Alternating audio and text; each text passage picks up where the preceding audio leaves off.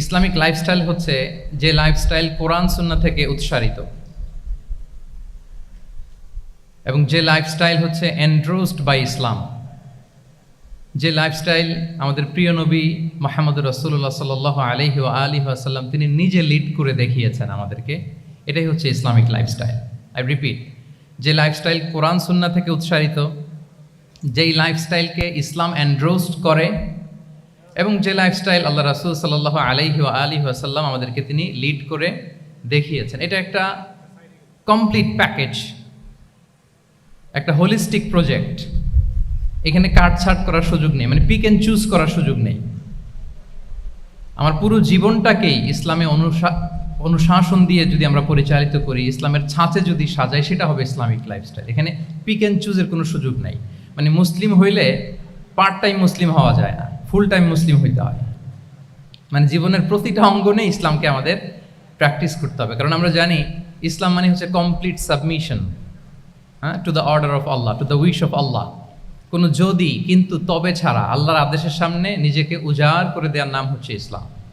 I repeat, আমি আবারও বলছি, কোনো যদি কিন্তু তবে ছাড়া আল্লাহর অর্ডারের সামনে নিজেকে সঁপে দেওয়ার নাম কি? ইসলাম। সবাই বলুন তো, আল্লাহর আদেশের সামনে কোনো যদি কিন্তু তবে ছাড়া নিজেকে সাবমিট করা, এই সাবমিসিভ অ্যাটিটিউডের নাম কি? সবাই বলুন তো। তাহলে আপনি পিক অ্যান্ড চুজ করতে পারবেন না যে এটা আমার ভাল লাগে, এটা আমার সাথে যায়, সো আমি এটা নিলাম, এটা আমার সাথে যায় না, সো এটা থেকে আমি দূরে থাকলাম, তাইলে এটা ইসলামিক লাইফস্টাইল হলো না। এই কনসেপ্টটা কি ক্লিয়ার সবার কাছে? এটা একটা total package, it's a total project, it's a holistic programme. আপনি আপনার সুবিধা মতো এখানে কাটছাট করতে পারবেন না, নিলে পুরোটাই নিতে হবে। তো আমরা অনেকে আবার কাটছাট করি নিজের মন মতো, তাদেরকে উদ্দেশ্য করে আল্লাহ তাআলা বলছেন, আফাতুমিনুনা বিবা'দিল কিতাবি ওয়া তাকফুরুনা বিবা'দ। তোমরা কি আল্লাহর কিতাবের কিছু অংশ মানো আর কিছু অংশ তোমরা অস্বীকার করো? এটা তোমাদের পলিসি? জেনে রেখো, ওয়ার্নিং দিচ্ছেন যে তোমাদের পলিসি যদি এইটা হয়, তাহলে এই দুনিয়াতে আছে তোমাদের জন্য লাঞ্ছনা, আর আখিরাতে তোমাদেরকে শাস্তির মুখোমুখি হতে হবে। তাহলে কাটছাট করার সুযোগ নেই। আমরা যেটা করি, নামাজ, রোজা, হজ, যাকাতের মতো এই যে আনুষ্ঠানিক ইবাদতগুলো, এগুলোতে আমরা ইসলামকে খুব মানি, ইসলামের অনুশাসন মানি। কিন্তু আমাদের ব্যক্তি জীবন, পারিবারিক জীবন, সামাজিক জীবন, আমার ডিলিংসগুলো, আমার ট্রেড, আমার বিজনেস, আমার ব্যবসা, আমার বিয়ে শাদী, আমার বিহেভিয়ার, এগুলোকে অনেক সময় আমরা ইসলামের অনুশাসন অনুযায়ী মানতে চাই না। এগুলোর ক্ষেত্রে আমরা অনেক সময় ইসলামের অনুগামী হই না। এইখানে একটা ঝামেলা রয়ে গেছে আমাদের। কিন্তু মূল কথা হচ্ছে, আপনি ইসলামকে মানলে দ্য টোটাল প্যাকেজ আপনাকে মানতে হবে। এখানে কাটছাট করার কোনো সুযোগ আছে বলেন তো? আওয়াজ করে বলেন, কোন কাটছাটের সুযোগ কি আছে?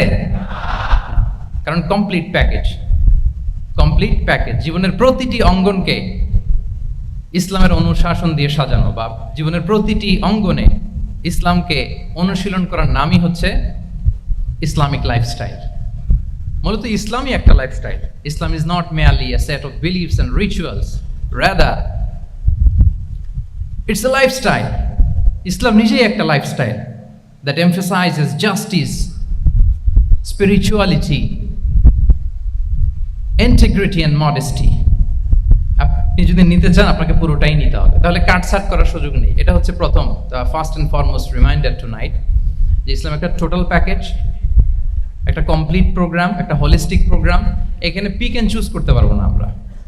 আপনি যদি আমাকে ইসলামী লাইফস্টাইলের উপরেই সেমিনারে কথা বলতে বলেন, I must say you have to take the entire package, পুরোটাই আপনাকে নিতে হবে। এই আইডিয়াটা ক্লিয়ার হয়েছে আমাদের সবার কাছে? সবার কাছে ক্লিয়ার তো? তাহলে পিক অ্যান্ড চুজ করবো নাকি? শুনি নাই সবার কাছ থেকে। পিক অ্যান্ড চুজ করা যাবে? কাটছাট করা যাবে? কিছু কিছু রুলস এন্ড রেগুলেশন আমার খুব ভালো লাগে, আমার জন্য খুব সুবিধা হয়, ওইটা নিলাম, বাকিগুলা কাটছাট করে দিলাম। তার মানে সহজভাবে পার্ট টাইম মুসলিম হওয়ার কোনো সুযোগ নেই, হলে ফুল টাইম হতে হবে। কাস্টমাইজড ইসলামের কোনো সুযোগ নেই, টোটাল প্যাকেজটাকে আমার অ্যাডাপ্ট করতে হবে। এটা হচ্ছে ইসলামিক লাইফস্টাইল। তো আজকের এই সেমিনারে আমি কিছু ট্রেডস বা the core values of Islamic lifestyle আপনাদের সাথে শেয়ার করবার চেষ্টা করব, যাতে করে ব্যাপারটা আরও ক্রিস্টাল ক্লিয়ার হয় যে আসলে what is Islamic lifestyle all about, আসলে এটা কি, কিভাবে এটা আমরা অ্যাডাপ্ট করব, কিভাবে এটার সাথে নিজেকে খাপ খাওয়াবো, কিভাবে এটা আমরা প্র্যাকটিস করব। তাহলে প্রাথমিক কথা অলরেডি ডান, যে কাটছাট আমরা করব না, পিক অ্যান্ড চুজ করব না, টোটাল প্রোগ্রামটাই আমরা নেওয়ার চেষ্টা করব। তো এখন আমরা কিছু কোর ভ্যালিউজের কথা বলবো, যেগুলো দিয়ে ইসলামিক লাইফস্টাইলের মূল ধরনটা আমাদের কাছে ক্লিয়ার হবে। ইসলামিক লাইফস্টাইলের কথা যদি আমাদেরকে বলতে হয়, প্রথম যেই ট্রেড, যে ক্যারেক্টারিস্টিক্স বা ভ্যালিউর কথা আমাকে বলতে হবে, সেটা হচ্ছে দ্য কনসেপ্ট অফ হালাল অ্যান্ড হারাম। ইফ দেয়ার ইজ নো হালাল অ্যান্ড হারাম, there is no Islamic lifestyle, for sure I am telling you. যদি হালাল হারাম না থাকে, এটা যদি আমরা মেনটেন না করি, এটা কোশ্চিন কালো ইসলামিক লাইফস্টাইল হবে না। আপনাকে হারাম থেকে যোজন যোজন দূরে থাকতে হবে, আর হালাল দিয়ে জীবনটাকে সাজাতে হবে। কারণ যেখানেই হালাল সেখানেই বারাকা। রিপিট, আমি আবারও বলছি, যেখানেই হালাল সেটার মধ্যে কি? হারামে কোনো বারাকা আছে? হারামে আছে অস্থিরতা, সাময়িক উন্মাদনা, এর ভেতরে বারাকা নাই। হালালের ভেতরে আল্লাহ তাআলা বারাকা ঢুকিয়ে দিয়েছে। আচ্ছা, আপনারা বলুন তো, গরুর গোশত খাওয়া এটা হালাল না হারাম? হালাল। কুকুরের গোশত খাওয়া হালাল না হারাম? আচ্ছা, গরু বছরে বাচ্চা দেয় কয়টা? গাভী? আচ্ছা, একটা। কুকুর দেয় কয়টা? কয়টা?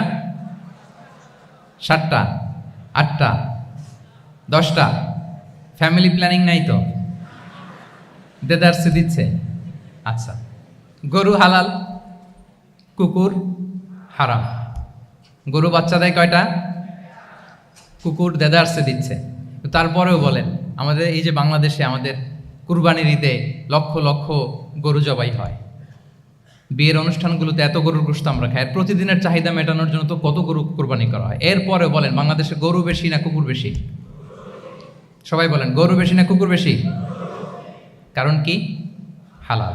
কারণ কি? এই হালালে বরকত ঢুকিয়ে দিয়েছে কে? তাহলে if there is no concept of হালাল অ্যান্ড হারাম, there is no Islamic lifestyle. প্রথম core value of Islamic lifestyle হচ্ছে আপনাকে হালাল দিয়ে আপনার জীবনকে সাজাতে হবে।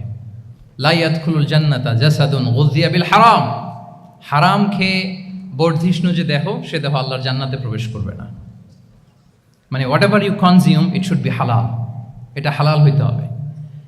শুধু যেটা আপনি খাচ্ছেন এটাই না, কুলু মিম্মা ফিল আরদি হালালাম তাইয়্যিবা, আল্লাহ তাআলা বলেছেন যেটা কনজিউম করবো হালাল হবে, হালাল হতে হবে। তো এটা শুধু এত ন্যারো কনসেপ্ট না, আপনার জীবনের সবটাই হালাল হতে হবে। ইউর ফুড শুড বি হালাল, ইউর ড্রিঙ্ক শুড বি হালাল, ইউর ইনকাম শুড বি হালাল, ইউর ফ্যাশন শুড বি হালাল, ইউর এন্টারটেইনমেন্ট শুড বি হালাল। সব কিছু হালাল হইতে হবে। আমরা অনেকে যে ভুলটা করি, আমরা খাওয়ার ক্ষেত্রে শুধু হালাল খুঁজি, এরকম অনেকে করে, কিন্তু অন্যান্য ক্ষেত্রে হালাল হারামের বাজ বিছান নাই। আমি একটা উদাহরণ প্রায়ই দেই, দেখবেন যে আমাদের বাংলাদেশের সরকারি অফিসগুলোতে তো ঘুষ চলে নাকি? আল্লাহ ঘুষ থেকে এই জাতিকে তুমি হেফাজত করো। আচ্ছা, দেখবেন যে আমাদের বিভিন্ন সরকারি অফিসগুলোর মুসলিম কর্মকর্তারা, তারা ওয়াইন খায় না। আমি দেখেছি, থাইল্যান্ডে গিয়েছে, চায়না গিয়েছে অফিসের কাজে, ওখানে হালাল রেস্টুরেন্টগুলো খোঁজে, কারণ মুসলিম, তার হালাল খাইতে হবে। তো সে ওয়াইন খায় না, পর্ক খায় না, কারণ ইসলামে এটা হারাম। আবার অনেক হিন্দু কর্মচারী, সে আবার গরুর গোশত খায় না, কারণ কি তার ধর্মে ওইটা হারাম। কিন্তু এই মুসলিম কর্মচারী, হিন্দু কর্মচারী, দুইজনের নির্বিশেষে মাশাআল্লাহ ঘুষ খায়। এরকম হয় না? দেখেন, মুসলিম ওয়াইন খায় না, পর্ক খায় না, তার ধর্মে হারাম। আমার হিন্দু ভাই গরুর গোশত খায় না, এটা তার ধর্মে হারাম। কিন্তু ঘুষ আবার দুই ধর্মে হালাল নাকি? হ্যাঁ, হালাল। তার মানে ওই যে pick and choose, you got the point, right? Pick and choose করেছে যে আমার ধর্মের এই এই নিয়ম আমি মানবো, কারণ এটা আমার জন্য খুব ফ্লেক্সিবল, এটা খুব ভালো লাগে। কিন্তু যেটা কঠিন হয়ে যাচ্ছে, যেটা তার বিরুদ্ধে দাঁড়াচ্ছে, ওইটা সে মানে না। তাহলে পিক এন্ড চুজ করার কোনো সুযোগ। আমরা আমাদের গোটা জীবনকে হালাল দিয়ে সাজাইতে হবে, তাহলে your lifestyle will be Islamic lifestyle. এই কথাটা কি বুঝতে পেরেছেন? তাহলে ইউর ফুড শুড বি হালাল, ইউর ড্রিঙ্ক শুড বি হালাল, ইউর ফ্যাশন শুড বি হালাল, ইউর ইনকাম শুড বি হালাল, ইউর এন্টারটেনমেন্ট শুড বি হালাল, even your relationship should be হালাল। ব্যাপার কি? এটার এত আওয়াজ বেড়ে গেল।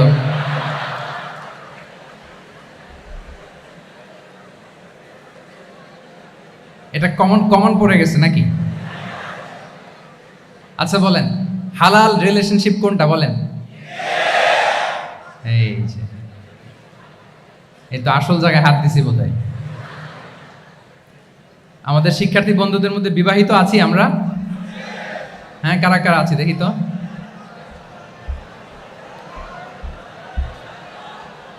দেখি দেখি, মাশাআল্লাহ মাশাআল্লাহ, ঠিক আছে ঠিক আছে। আমাদের বোনরা উপরে আছেন, মাশাআল্লাহ, অনেকে হাত তুলেছেন, আলহামদুলিল্লাহ। এই তো আমাদের যারা হাত তুলছেন তাদের জন্য একটা তাকবীর দেই আমরা, আল্লাহু আকবার। এই যে আপনারাই বলেছেন, আমার কোনো লিগ্যাল অপিনিয়ন দেওয়ার প্রয়োজন হচ্ছে না, যে হালাল রিলেশনশিপ হচ্ছে বিয়ে। তাহলে বিয়ের বাইরে যদি আমার কোনো রিলেশনশিপ থাকে, হালাল না হারাম? ফতোয়া দিচ্ছে কি আমি? আপনারাই দিচ্ছেন। বলেন, বিবাহ পরবর্তী কোনো যদি এক্সট্রা ম্যারিটাল রিলেশনশিপ থাকে, এটা ইসলামে হালাল না হারাম? তাইলে pre marriage relationship, after marriage relationship, এটা শরীয়তে হারাম। তো এই হারাম যদি আমি এই হারামের সাথে যদি নিজেকে জুড়ে দেই, তাহলে আমার লাইফস্টাইল এটা ইসলামিক লাইফস্টাইল হতে পারে না। আমরা বিয়ের মতো পবিত্র বন্ধনের মধ্য দিয়ে আমরা আমাদের দাম্পত্য জীবনকে উপভোগ করব। আল্লাহ তৌফিক দান করুক। এই যে অনেকে হাত তুলে ফেলছে, মাশাআল্লাহ, তার মানে সেকেন্ড ইয়ারে আছে, ফার্স্ট ইয়ারে আছে, থার্ড ইয়ারে আছে, আলহামদুলিল্লাহ, হালাল রিলেশনশিপে তারা গিয়েছে, মাশাআল্লাহ। তাহলে হালাল এন্ড হারামের ব্যাপারে যদি আমরা বলি, আমাদের পুরো জীবনের প্রতিটি অঙ্গন আমরা হালাল দিয়ে সাজাবো, কি বলেন? পারা যাবে তো ইনশাআল্লাহ? হারামের সাথে আমাদের কোনো সম্পর্ক আছে? হ্যাঁ, আমরা সবকিছু হালাল দিয়ে সাজাবো তো? হারামকে আমরা না বলে দিব না, নো। আজকের এই জহির রায়হান মিলনায়তন, না এটা কি নাম? জহির রায়হান মিলনায়তনের এই হলরুম থেকে হারামকে আমরা লাল কার্ড দেখাই দিলাম, কি বলেন? হারামকে আমরা নো বলবো, আওয়াজ করে বলুন নো। ওকে, নো টু হারাম। তাহলে দ্য কনসেপ্ট অফ হালাল এন্ড হারাম আশা করি আমাদের কাছে ক্লিয়ার। আমরা হালাল দিয়ে নিজেদের জীবনকে সাজাবো, হারামের সাথে আমাদের কোনো সম্পর্ক নাই। তাহলে একটা ট্রেড আমরা শেয়ার করলাম, একটা কোর ভ্যালু শেয়ার করলাম, যে আমরা যদি হালাল মেনটেন করতে পারি আমাদের জীবনে, এটা হচ্ছে one of the core values of Islamic lifestyle.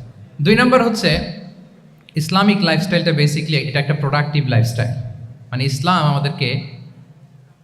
Islami lifestyle আমাদেরকে প্রোডাক্টিভ হতে উদ্বুদ্ধ করে। আপনার দিন শুরু হবে অনেক সকালে, প্রোডাক্টিভিটি নিয়ে অনেক লম্বা আলোচনা করা যেতে পারে। আমি ছোট্ট একটা পয়েন্ট যদি আজকের এই হলরুমে শেয়ার করি প্রোডাক্টিভিটি নিয়ে, যে ইসলামিক লাইফস্টাইল হচ্ছে আপনি একেবারে সকাল সকাল আপনার দিন শুরু করবেন। Early to bed and early to rise makes a man healthy wealthy. সবাই তো শিখেছি এটা, যে আগে আগে ঘুমোতে যাও, আগে আগে ঘুম থেকে জাগো, তুমি ধনী হবে, তারপর তুমি প্রজ্ঞাবান হবে, তুমি সুস্বাস্থ্যের অধিকারী হবে। এটা হচ্ছে ইসলামিক লাইফস্টাইলের একটা কোর ভ্যালিউ। সকাল সকাল দিন শুরু করা, মানে সানরাইজের আগে আমার সকাল শুরু হবে। কাজী নজরুলের যে কবিতা, সূর্যি মামা জাগার আগে উঠবো আমি জেগে, পড়েছি আমরা সবাই, কিন্তু হয়তো মানা হয় না। তো এই যে সকাল সকাল ঘুম থেকে ওঠা, এটা যদি আপনার মধ্যে না থাকে, এটা ইসলামিক লাইফস্টাইল হতে পারে না। You must be a morning person. সকাল সকাল উঠতে হবে। আপনার সময় এমনভাবে মেনটেন করবেন আপনি, যে সকাল সকাল ফজরের পর থেকে আপনি অ্যাক্টিভ। তার মানে you have to wake up early, you have to sleep early. একজন মর্নিং পারসন যদি না হন, এটা ইসলামিক লাইফস্টাইল হবে না। এর কারণ আল্লাহ রাসূল সাল্লাল্লাহু আলাইহি ওয়া আলিহি ওয়াসাল্লাম আমাদেরকে সকালে জেগে থাকার ব্যাপারে ইন্সপায়ার করেছেন, এবং তিনি দোয়া করেছেন এই উম্মার জন্য স্পেশালি, যে এই সময়টা এটা ফুল অফ বারাকা, ফুল অফ ব্লেসিংস। তিনি দোয়া করেছেন, আল্লাহুম্মা বারিক লি উম্মতি ফি বুকুরিহা। আল্লাহ এই উম্মতের বুকুরটা, মানে সকালের সময়টা, লেটস সে সানরাইজের পরে 3-4 ঘন্টা, এই সময়টাকে আল্লাহ আপনি বরকত দিয়ে ভরে দেন। এই সময়টাতে ঘুমানো যাবে না, এটা হচ্ছে বরকতের সময়। এবং আল্লাহ রাসূল সাল্লাল্লাহু আলাইহি সাল্লাম যদি কোনো সামরিক অভিযান প্রেরণ করতেন, এই টাইমে প্রেরণ করতেন, এই বুকুরের টাইমে। এবং সাহাবারা তাদের কোনো ট্রেড ক্যারাভান, ব্যবসায়িক কাফেলা যখন সেন্ড করতেন, এই টাইমটাতে সেন্ড করতেন, কারণ এই টাইমটাতে বারাকা। তো এখন নিজের সাথে মিলিয়ে নেন যে এই টাইমটাতে আমরা কি করি। আমি জানি না আপনাদের কি অভ্যাস। আমি এসে তো শুনলাম যে জাহাঙ্গীরনগর বিশ্ববিদ্যালয়ে নাকি যতজন শিক্ষার্থী, মানে ততজনের জন্য এখানে আবাসনের ব্যবস্থা আছে। বাংলাদেশের কোনো ইউনিভার্সিটিতে নাকি এটা নাই। আলহামদুলিল্লাহ, অসাধারণ প্রিভিলেজ, এখানে অনেক সুন্দর সুযোগ। তো এখন বলেন আপনাদের সকালের রুটিন কি বলেন? ঘুমিয়ে থাকেন না জেগে থাকেন? হ্যাঁ, আচ্ছা, ফজরের পরে আমরা ঘুমাই কারা কারা দেখি? সর্বনাশ। আচ্ছা ঠিক আছে, হাত নামান। আচ্ছা, ফজরের পরে আমরা একটু এক্সারসাইজ করি, পড়াশোনা করতে বসি কারা কারা? মাশাআল্লাহ, আছে কিছু, ঠিক আছে, হাত নামান। এবার দুইবারের একবারও যারা হাত তুলেননি তারা হাত তুলেন। আপনারা কি করেন? এইটা এইটা হ্যাঁ, ডিভাইস। তো সম্মানিত সুধী মণ্ডলী, আল্লাহুম্মা বারিক লি উম্মতি ফি বুকুরিহা। আপনারা আমাকে এনেছেন ইসলামিক লাইফস্টাইল নিয়ে বলতে, তো আমাকে বলতেই হবে ফজরের পরে ঘুমানো চলবে। প্রথমে আমরা হারামকে না বলে দিলাম, এবার আমরা না করে দিব কোনটাকে? হ্যাঁ, ফজরের পরে আজকে থেকে কোনো ঘুম চলবে। যদি আপনি চান একটু একটু দূরে সরাইতে হবে, যে ড্রোনগুলো একটু একটু দূরে সরাইতে হবে। ফজরের পরে আজকে থেকে আমি এখানে জবরদস্তি করব না, শুধু আপনাদের সামনে আমি প্রেজেন্ট করছি। যদি সেমিনারের যে টপিক নিয়ে আপনারা শুনতে এসেছেন, এটা যদি আপনি অ্যাডাপ্ট করতে চান, অনুশীলন করতে চান, হ্যাঁ, ফজরের পরে আজকে থেকে কোনো ঘুম চলবে। এই সময়টাতে অনেক বারাকা আছে। তো কি করতে হবে? এটার জন্য আগে আগে ঘুমোতে হবে। কি বলেন? অনেকে ফজরের এই বরকতময় সময়টা তারা ঘুমাতে ঘুমাতে মিস করে। এর কারণ দেরিতে ঘুমোতে যাওয়া। আগে আগে ঘুমানোর অভ্যাস করতে হবে। কিন্তু আগে তো ঘুম আসে না, তাই না?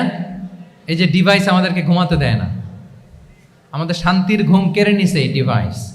এই ডিভাইস অ্যাডিকশন, স্ক্রিন আসক্তি, এই স্ক্রিন আসক্তি আমাদের শান্তির ঘুমকে কি করেছে? কেড়ে নিয়েছে। আল্লাহ তাআলা রাতকে বানিয়েছেন ঘুমের জন্য। ওয়াজআলনাল লাইলা লিবাসা। লিবাস মানে আবরণ। আমি রাতকে বানিয়েছি পোশাকের মতো আবরণ করে, যে আবরণ রাত্রিবেলা নিঝুম নিঝুম নিস্তব্ধ অন্ধকার দিয়ে ছেয়ে দেয়। ফলে মেলাটিন নামে একটা হরমোন নিঃসরিত হয়, আমাদের ঘুম ঘুম ভাব আসে। ঘুমের জন্য আল্লাহ তৈরি করেছেন রাতকে। এরপরে আল্লাহ তাআলা বললেন ওয়াজআলনান নাহারা মাআশা। আর দিনকে বানিয়েছি আমি প্রাণ চঞ্চল করে, দিনে আমরা কাজ করব। তাহলে রাতে আগে আগে ঘুম, আর দিনের বেলা আল্লাহ তাআলা আমাদেরকে কাজ করার জন্য সৃষ্টি করেছেন। কিন্তু এই সাইকেলটাকে আমরা ঘুরাই ফেলছি। রাতে যত দেরি করে আপনি ঘুমাবেন, সকালে ঠিক তত দেরি করে আমাকে উঠতে হয়, ঠিক কিনা বলেন? তাহলে ফজরের পর বকুর পিরিয়ড অফ টাইমটাকে কাজে লাগাতে হলে রাতে আমাদেরকে আগে ঘুমাতে যেতে হবে। রাতে কি করতে হবে? আগে ঘুমোতে যেতে হবে। তাহলে এক নম্বরে কি বললাম? কনসেপ্ট অফ হালাল এন্ড হারাম। 2 নম্বরে বললাম প্রোডাক্টিভিটি। ইসলামিক লাইফস্টাইল হচ্ছে একটা প্রোডাক্টিভ লাইফস্টাইল। এটা মেনটেন করতে হলে প্রোডাক্টিভিটির অনেক কথা। একটা কথা হচ্ছে সকাল সকাল আপনার দিন শুরু করুন। কি পারা যাবে তো ইনশাআল্লাহ? সবাই একসাথে পড়ে ইনশাআল্লাহ। এই যে আমাদের দেরি করে রাতে ঘুম আসে, স্ক্রিন আসক্তি, এই ডিভাইস আমাদের আরামের ঘুম কেড়ে নিছে কেন জানেন? এর কারণ হচ্ছে আল্লাহর দেয়া যে ফিতরাত, এই ফিতরাতকে আমরা উল্টে দিয়েছি। ফিতরাত শব্দটার সাথে আপনাদের পরিচয় আছে? হ্যাঁ, the innate characteristics of a human being. একটা মানুষের যে যে ক্যারেক্টারিস্টিক্স, যে ইননেট স্বভাব দিয়ে আল্লাহ তাআলা তৈরি করেছেন, নেচার, এটাকে আরবিতে বলে ফিতরাত। এই ফিতরাতের বিরুদ্ধে কিছু করা যাবে না। ইসলামিক লাইফস্টাইল হচ্ছে ফিতরা বেসড লাইফস্টাইল। ফিতরাতাল্লাহিল্লাতী ফাতারান নাসা আলাইহা লা তাবদীলা লিখালকিল্লাহ। আল্লাহর প্রকৃতির অনুসরণ করো, যে প্রকৃতি দিয়ে তিনি মানুষকে সৃষ্টি করেছেন। আর আল্লাহর সৃষ্টি কাঠামোর মধ্যে কোনো পরিবর্তন, কোনো বিকৃতি নেই। সুবহানাল্লাহি বিহামদি। তা আমরা এই ফিতরাতকে চেঞ্জ করে দেওয়ার কারণে এই ঝামেলা। আমরা সবাই এই ফিতরাতের উপর জন্মেছি। কুল্লু মাউলুদিন ইউলাদু আলাল ফিতরা ফাআবাওয়াহু ইউহাউবিদানি আও ইউনাসসিরানি আও ইউমাজ্জিসানি। প্রতিটি নিউ বর্ন বেবি তারা ফিতরাতের উপর জন্মায়, মানে নবজাতক সন্তান ইসলামের উপর জন্মায়। কিন্তু বাবা মা তাকে হয় ইহুদি বানায়, নাসারা বানায়, বা অগ্নি উপাসক বানায়। তাহলে এই যে ফিতরাত, আল্লাহর দেয়া ফিতরাতকে যখন আমরা চেঞ্জ করেছি, আমাদের জীবন থেকে বারাকা উঠে গিয়েছে। ফিতরাতকে যদি আরো সহজ করে আমি আপনাদেরকে বুঝাই, তাহলে ফিতরাত হচ্ছে যা কিছু স্বাভাবিক, যা কিছু কল্যাণকর, যা কিছু ভালো, তাই ফিতরাত। আই রিপিট, সুপ্রিয় শিক্ষার্থী বন্ধুরা, ফিতরাত হচ্ছে যা কিছু স্বাভাবিক, যা কিছু ভালো, যা কিছু কল্যাণকর, তাই কি? তাই ফিতরাত। এই যে এখন আরবি কোন মাস চলছে বলেন তো? রজব। এই রজব মাসের ২৬ তারিখ দিবাগত রাত্রে আল্লাহ রাসূল সাল্লাল্লাহু আলাইহি ওয়াসাল্লাম ঊর্ধ্ব জগতের একটা ভিজিটে গিয়েছিলেন। আমরা জানি না সবাই? হ্যাঁ, ইসরা মেরাজের কথা আমরা জানি। সো এই মেরাজ রজনীতে আল্লাহ রাসূল সাল্লাল্লাহু আলাইহি ওয়া আলিহি ওয়াসাল্লাম ফিতরাত মানে what is the essence of ফিতরা এটা বোঝানোর জন্য হাদিসটা আমি শেয়ার করছি। মেরাজে যখন গেলেন, জিবরিল আলাইহিস সালাম ওনাকে 2টা পেয়ালা দিলেন। তিনি বললেন উচিতু বি ইনাআইন, আমাকে 2টি পেয়ালা দেয়া হলো, ফি আহাদিহিমা লাবান ওয়া ফিল আখারি খামর, এক পেয়ালায় ছিল দুধ, আরেক পেয়ালায় ছিল মদ। ফা আখাযতুল লাবান ওয়া শারিবতু, যখন 2টা অপশন দেয়া হলো, 2টা পেয়ালা, আমি দুধের পেয়ালাটা নিলাম এবং সেটা পান করলাম। তখন জিবরিল আলাইহিস সালাম বললেন আসাবতাল ফিতরা, মানে you are guided to the ফিতরা, আপনি সঠিকটাই নিয়েছেন, যেটা ফিতরা, যেটা নেওয়া উচিত আপনি ওইটাই নিয়েছেন। তাহলে এখন আরো সহজ হবে, যদি 2টা পেয়ালা দেয়া হয়, একটা মদের পেয়ালা আর একটা দুধের পেয়ালা, তো আমরা নিব কোনটা বলেন? হ্যাঁ, তাইলেই ফিতরা হবে। তাহলে কি হবে? তাহলে যেটা স্বাভাবিক, যেটা কল্যাণকর, যেটা আমাদের জন্য ভালো, সেটা হচ্ছে ফিতরাত। তাহলে মদের পেয়ালা, দুধের পেয়ালা, কোনটা নিব? সবাই নিব তো নাকি? আমাদের রুচির যে দুর্ভিক্ষ চলতেছে, অনেকে মদের পেয়ালাই নিয়ে নিবে। কি বলেন? আছে না একদল, তারা কি করে? ওইটা চুজ করে ফেলবে। এবার বলেন আমরা কোন পেয়ালা নিব, মদের না দুধের? আমাদের ঐতিহ্য, আমাদের রুচি, আমাদের মূল্যবোধকে ধ্বংসের যত আয়োজন দরকার সব সেটআপ চারদিকে আছে। আল্লাহর ফিতরাতকে ধ্বংস করে দেওয়ার শয়তানি সব আয়োজন আমাদের চারিদিকে। বাট আপনাকে রাইট থিংটা চুজ করতে হবে। তাহলে রাসূল সাল্লাল্লাহু আলাইহি ওয়াসাল্লামকে দুধ দেয়া হলো, মদ দেয়া হলো, তিনি নিলেন দুধের পেয়ালা। তাহলে এটা হচ্ছে ফিতরাত। এটা কি? ফিতরাত। এভাবে সব কিছু চেঞ্জ করে দেওয়া হয়েছে। সব কিছু, আমাদের লাইফস্টাইল চেঞ্জ করে দেওয়া হয়েছে, আমাদের ফুড হ্যাবিট চেঞ্জ করে দেওয়া হয়েছে, আমাদের খাদ্যাভ্যাসের মধ্যে পরিবর্তন। দেখবেন যে এখন আমরা যা খাই, আগে কিন্তু এটা খাইতাম না। এখন আমরা প্রসেসড ফুড খাই, হ্যাঁ, ফাস্ট ফুড খাই, জেনেটিক্যালি মডিফাইড যে ফুডগুলো আমরা খাই, এরপরে ল্যাব মিট, কত যে ভয়ঙ্কর। আপনারা জেনে থাকবার কথা যে ল্যাবে তৈরি মাংস দেখেছেন নাকি আপনারা? প্রাকৃতিক মাংসের কোনো ছিটে ফোটা নেই, কিন্তু এটা গরুর মাংস হয়ে গেছে, ওইটা মানুষ খাচ্ছে। মানে আমাদের লাইফস্টাইলও করাপ্টেড, আমাদের ফুড হ্যাবিটও করাপ্টেড, আমাদের স্লিপিং সাইকেলটা করাপ্টেড, সব কিছু করাপ্ট করে দেওয়া হচ্ছে। এবং এটার প্রভাব পড়েছে আমাদের শিশুদের মধ্যেও। দেখবেন যে শিশুরা সবজি খেতে চায় না। আমার তো 2 মেয়ে আছে, আমি তো দেখি বাসায়, বা অনেকের কমপ্লেনগুলো আমরা শুনি। আমাদের এখনকার বাচ্চাদেরকে ভেজিটেবলস দিলে খায় না, মাছ দিলে খায় না, অর্গানিক ভালো ভালো খাবার দিলে শাকসবজি খায় না। কি খাবে জানেন? সচেস খায়, সচেস, হটডগ খায়।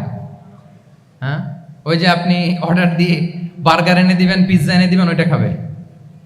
তারপর ইনস্ট্যান্ট নুডলস খাবে, স্যুপ খাবে, ফ্রোজেন যত মিল আছে এগুলো খাবে, টিনজাত খাবার যেগুলো দীর্ঘদিন সংরক্ষণ করে রাখা হয়। তো বলেন, আজ থেকে 30 বছর আগে আমাদের বড়রা কিংবা আমাদের শিশুরা, আমরা কেউ কি এই খাবার খেয়েছি বলেন তো? আওয়াজ করেন, খেয়েছি কেউ? Entire system. কেন আমরা ইসলামিক লাইফস্টাইল নিয়ে কথা বলছি এখন? কারণ আমাদের পুরো সিস্টেমটাই, আমাদের পুরো ফিতরাতটাই ওরা চেঞ্জ করে দিয়েছে। তারপর ডিভাইস ছাড়া বাচ্চারা খেতে চায় না, কার্টুন দেখে দেখে খাওয়াতে হয় ওদের। কি বলেন? আচ্ছা বলেন তো, আজ থেকে 30 বছর পেছনে ব্যাক টু দ্য হিস্ট্রিতে যদি আমরা যাই, 70-এর দশকে, 80-র দশকে বাংলাদেশের কোনো একটা গ্রামের কথা, একটা পল্লীর কথা আপনি একটু চিন্তা করেন তো। রাত 8টার দিকে, 9টার দিকে আপনি ওই গ্রামের কাউকে খুঁজে পাবেন? 70-এর দশকে, 80-র দশকে একটা গ্রামের, একটা গ্রামীণ একটা পরিবেশের কথা যদি চিন্তা করেন, রাত 8টায় সবার কি অবস্থা বলেন তো? আপনি তো ঘুম খুঁজে পান না, আপনার তো ইনসমনিয়া। আমাদের এখন ট্যাবলেট খাওয়া লাগে না ঘুমের জন্য? আমাদের তো ইনসমনিয়া হয়ে গেছে এখন। কিন্তু আজ থেকে বেশি দূরে না, 30 বছর আগের একটা গ্রামীণ পরিবেশের রাত 8টার পরিবেশ হচ্ছে সবাই ঘুম। আমরা তারও 2 বা 3 ঘন্টা পরে ডিনার করব, কিন্তু ওনাদের মাগরিবের আগে বা পরে ডিনার করে ফেলছে, এশার নামাজ পড়েই কি 1-2 জন না, পুরো গ্রাম জামাতে ঘুম। পুরো গ্রাম জামাতের সাথে ঘুম। তো যে লোকটা 8টার দিকে ঘুমালো, ও উঠবে কখন বলেন? রাত 3টার পর ওর ঘুম আসবে? আর হ্যাঁ, ঘুমেরও তো একটা লজ্জা শরমের ব্যাপার আছে। আর কত থাকবে এখানে? কি বলেন? আপনি তো ঘুমাতে যান রাত 2টায়। আর আজ থেকে 30 বছর আগে আমার বাংলাদেশের একটা গ্রামীণ পরিবেশে রাত 8টার দিকে সবাই ঘুম। আমরা এখন যেই টাইমটাতে ঘুমোতে যাই, ওই সময় ওনাদের অর্ধেক ঘুম শেষ। ফজরের নামাজ পড়ে আমাদের বাপ চাচারা কি করতো? হ্যাঁ, একটু ব্যাক টু দ্য হিস্ট্রিতে তাকান না।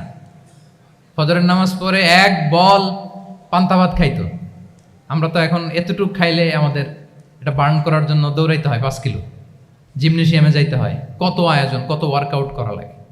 এক বল কাঁচামরিচ দিয়ে, পোড়ামরিচ দিয়ে ভাত খেয়ে চলে যাইতো ফসল খেতে। দুপুরে আবার এক বল, খাইতে বসলেই এক বল। আমরা সারা মাসে খেতে পারি না এক বল। আচ্ছা, কি খেত? খাওয়ার আইটেমটা দেখেন তো। কোনো ফরমালিন আছে? কথা বলেন। কোনো মেডিসিন ছিল না, একেবারে ফ্রেশ, হ্যাঁ, পিওর অর্গানিক। নিজেদের মাঠ থেকে আনা যে ধান, ঢেকি ছাটার ধান দিয়ে ভাত খেত। বাড়ির পুকুরের মাছ, কোনো ফরমালিন নাই। নিজের চাষ করা সবজি খেত, গোয়ালের দুধ খেত। আমরা অনেকে মনে করি যে আমাদের এই যে সায়েন্স অ্যান্ড টেকনোলজিক্যাল অ্যাডভান্সমেন্টের যুগে আমরা বোধহয় খুব সুখে আছি। আমাদের দাদা পরদাদারা বোধহয় এত সুখ করে যায় নাই। ওনারা যে সুখ করে গেছে তা আমরা চোখেও দেখিনি। আমার দাদা পরদাদারা যে সুখে লাইফ লিড করেছে তার অর্ধেকও আমরা করতে পারি না। তারাই আসলে শান্তির, সুখের, আনন্দের সময়টা তারা কাটিয়েছে। তাহলে সম্মানিত সুধীমণ্ডলী, পুরো আমি আপনাদেরকে বোঝানোর চেষ্টা করছি যে ইসলামিক লাইফস্টাইল নিয়ে why we should talk about Islamic lifestyle. কারণ পুরো সিস্টেমটাকে তারা কোলাপস করেছে, করাপ্ট করেছে। Food habit, lifestyle, sleeping style সব চেঞ্জ করেছে। তো এই জন্য আল্লাহর দেয়া ফিতরাতকে যেন আমরা প্রিজার্ভ করি, আমরা সচেতন হই। এখনই যদি সচেতন না হই, ডিজাস্টার আমাদের জন্য অপেক্ষা করছে। Just wait and see. তাহলে ইসলামিক লাইফস্টাইল হচ্ছে একটা ফিতরা বেসড লাইফস্টাইল। এই ফিতরাকে আমাদেরকে প্রিজার্ভ করতে হবে। তাহলে 3টা পয়েন্ট বলে ফেলছি অলরেডি, যদি আপনাদের মনে থাকে। প্রথমে কি বলেছিলাম? হালাল, হালাল দিয়ে জীবন সাজাবো। 2 নম্বরে প্রোডাক্টিভিটির জন্য কি করব? রাতে দেরি করে ঘুমাবো। তাহলে আগে আগে ঘুমাবো, ফলে আগে আগে ঘুম থেকে জেগে কাজ শুরু করব। 3 নম্বরে ফিতরা, মানে আল্লাহর দেয়া প্রাকৃতিক যে নিয়ম, মানে আলোর সাথে সাথে আমার জীবন শুরু, আলো নাই আমিও ঘুমাই পড়বো। কি বলেন? আপনি উন্নত দেশে তো তাই হয়। জাপানে আমি কয়েকবার গিয়েছি, আগে আগে ঘুমায় পড়ে। ইভেন আমেরিকাতে আমি কয়েকবার গিয়েছি, অনেক অনেক শহরে 8টার পরে সুপার শপ বন্ধ, 8টার পরে ঘুম এরা। আমরা হাঁটছি কোন দিকে? আমরা একটু নিজেদেরকে প্রশ্ন করি। তাহলে 3 নাম্বার হচ্ছে ফিতরা বেসড যে লাইফস্টাইল, এটার দিকে আমাদেরকে ফিরে আসতে হবে। 4 নাম্বার হচ্ছে মডেস্টি, শালীনতা। One of the core values of Islamic lifestyle. এই শালীনতা আমরা হারাতে বসেছি। মডেস্টি বললে অনেকে শুধু কাপড় চোপড় নিয়ে চিন্তা করে যে ছোট কাপড়, বড় কাপড়। Modesty is not about only clothing, but also your behaviour, your dealing, your overall character. শুধু আপনি মডেস্টি, শালীনতা বললে কাপড় চোপড় নিয়ে চিন্তা করবেন না। এটা আপনার মডেস্টি ইন ইউর স্পিচ, আপনার কথার মধ্যেও, শব্দ চয়নেও মডেস্টি থাকতে হবে, আপনার বিহেভিয়ারে মডেস্টি থাকতে হবে, আপনার ডিলিংসে মডেস্টি থাকতে হবে। এই শালীনতা আমরা হারাচ্ছি। তার বিপরীতে আমাদের সমাজে অশ্লীলতার প্রসার হচ্ছে, লাজুকতা হারিয়ে যাচ্ছে। লাজুকতা, লজ্জা শরম থাকা, এটা যে কত বড় নেয়ামা। যেই জাতি একবার এটা হারিয়ে ফেলে, আর কোনো কিছু দিয়ে, জোড়াতালি দিয়ে এটা তারা রিভাইভ করতে পারে না।